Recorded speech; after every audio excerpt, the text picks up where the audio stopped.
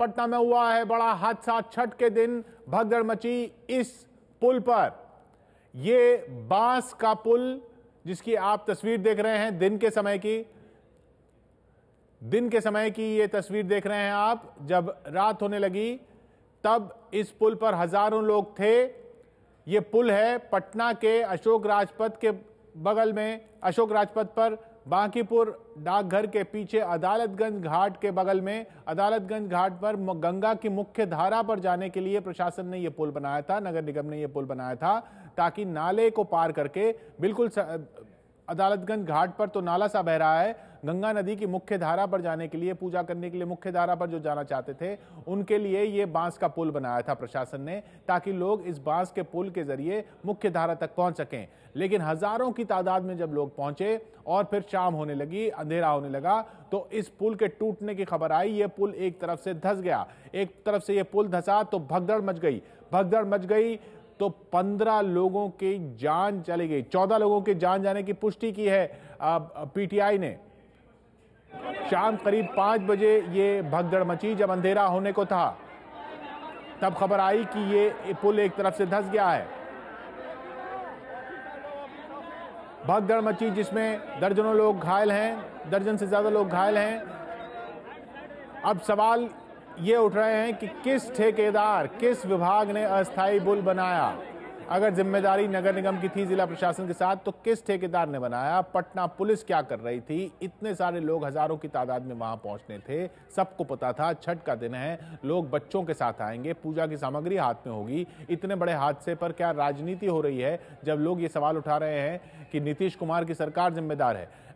अभी हादसा हुआ है, अभी घायलों को मदद की जरूरत है। अभी ये देखना जरूरी है कि भगदड़ के बाद वहां पर सुचारू रूप से बाकी लोग आराम से निकाले जा सकें, जो लोग अपने परिजनों से छूट गए हैं उनको मिलाया जा सके। अभी राजनीति क्यों हो रही है? पुल चचरी का पुल था, वो शायद डैमेज हो गया था, वो क्राउड इससे ज्यादा आ गया है और उसी में कुछ कंफ्यूजन हुआ है। हाँ, कैजुअलिटी है। एग्जैक्ट नंबर मैं पीएमसीएच में जाके बताऊंगा, शायद हो गया। हाँ, अभी फिलहाल तो हम लोग जो प्रॉब्लम हुआ है उसको हैंडल कर रहे हैं। अब स्थिति कंट्रोल है, सही नहीं था। हाँ,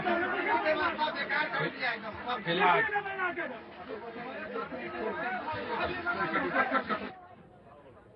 बिहार के डीजीपी अभयानंद साहब को आपने सुना, जो कबूल कर रहे हैं कि हाँ लोगों की जान गई है, लेकिन वो कह रहे हैं कि कंफ्यूजन में हुआ ऐसा। खबर पुल के टूटने की आई, पुल शायद डैमेज हुआ था उनके मुताबिक, पुल एक तरफ से धंस गया था, वहां प्रत्यक्षदर्शी बता रहे हैं। और खबर यह आई कि पुल टूट गया है, पुल नाले पर बना था और फिर भगदड़ मच गई। हमारे साथ जुड़ रहे हैं लोक जनशक्ति पार्टी के नेता रामविलास पासवान जी। पासवान साहब, आपके पास क्या खबर आ रही है? बिल्कुल, जो खबर आपके पास में है वही खबर हमारे पास में है।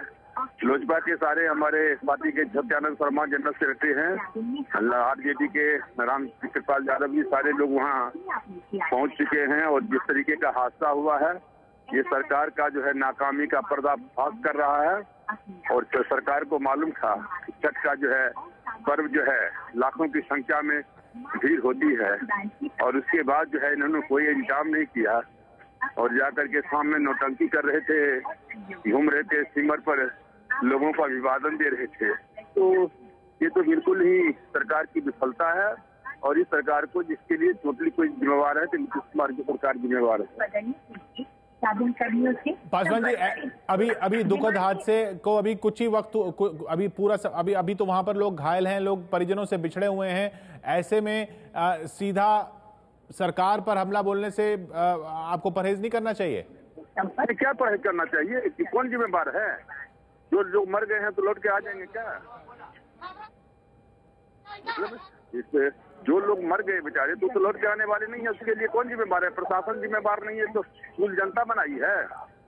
ये इस तरह का पुल क्या हर छठ पर बनता है? नहीं, हमको नहीं मालूम है, लेकिन इसलिए हमको इतना मालूम है कि प्रशासन ने पुल बनवाया, और वो पुल क्या कहते हैं कितना कमजोर था, जो पुल क्या कहते हैं कि टूट गया, और जिसमें जो है कितने लोगों की मौत हुई है उसका भी गिनती बाकी है।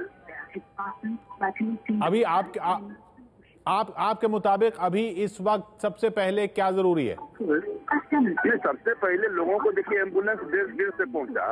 एम्बुलेंस टाइम पर पहुंच गया रहता तो कुछ लोगों को और बचाया जा सकता था। इसलिए सबसे पहले राहत काल की जरूरत है और उसके बाद तो मुआवजा वगैरह बात की कुछ है। लेकिन ये कल भी सवेरे में क्या कहते हैं कि लोग जाएंगे, इतनी ही बड़ी संख्या में लोग जाएंगे और कोई हादसा नहीं घटे, इसके लिए सरकार को जो है पहले से क्या कहते हैं सतर्क होना चाहिए।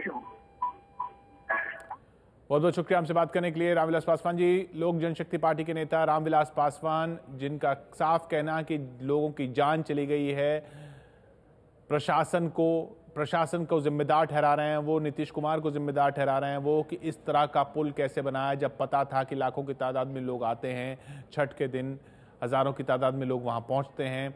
इस तरह का पुल कैसे, इतना कमजोर पुल कैसे? और पुल अगर ऐसा था तो फिर वहां पर ऐसे इंतजाम क्यों नहीं कि लोग रुक रुक कर वहां पर पहुंचे, या पुलिस का इंतजाम की क्या कमी थी? उसके बाद फिर भीड़ इतनी, एम्बुलेंस किस तरह से पहुंचे वहां पर, इन सब चीजों का क्यों नहीं ध्यान रखा गया? इसी पुल पर भगदड़ मची थी। तस्वीरें आप देख रहे हैं कैसे पूजा की सामग्री इधर उधर बिखरी पड़ी है। ये लोगों के हाथ में थी, लोगों के हाथ में पूजा की सामग्री थी, लोग पुल पर जा रहे थे। सुनिए लोग क्या बता रहे हैं। देखिए, बहुत औरत गिरे हुए हैं, बहुत बच्चे गिरे हुए, पैर रखने की जगह नहीं है, तो किनारे हम जगह ले लिए, खींच के औरत को ले गए। अब कितने मरा क्या बचा भगवान जाने, हम लोग तो नहीं बता सकते। संख्या कितनी बता सकते हैं भीड़ में कितना संख्या कैसे मची हम लोग आ रहे हैं डलिया लेके माथा पर ले आ रहे हैं भाई, तो देखिए औरत को ले जाने का रास्ता नहीं है। ये बता रहे हैं कि 200 बच्चा कैसे पार किया है, 4 बच्चों का कि मर गया, ही बता रहे हैं।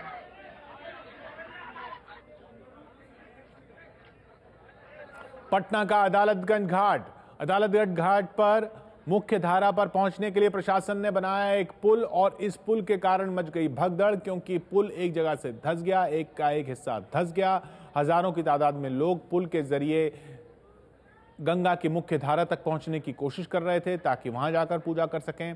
और जब लौटने का वक्त आया, शाम 5 सवा 5 बजे का वक्त हुआ, तब ये खबर आई कि पुल धंस रहा है, धंस गया है, तो भगदड़ मच गई। तो वहां महिलाएं, बच्चे जो थे वो एक दूसरे के ऊपर लोग चढ़कर निकलने लगे, जैसा भगदड़ में आमतौर पर होता है। उसमें कई महिलाएं जख्मी हो गई, कई बच्चे जख्मी हो गए और 14 लोगों की बात पीटीआई की तरफ से पुष्टि की जा रही है कि 14 लोगों की जान चली गई है इस हादसे में।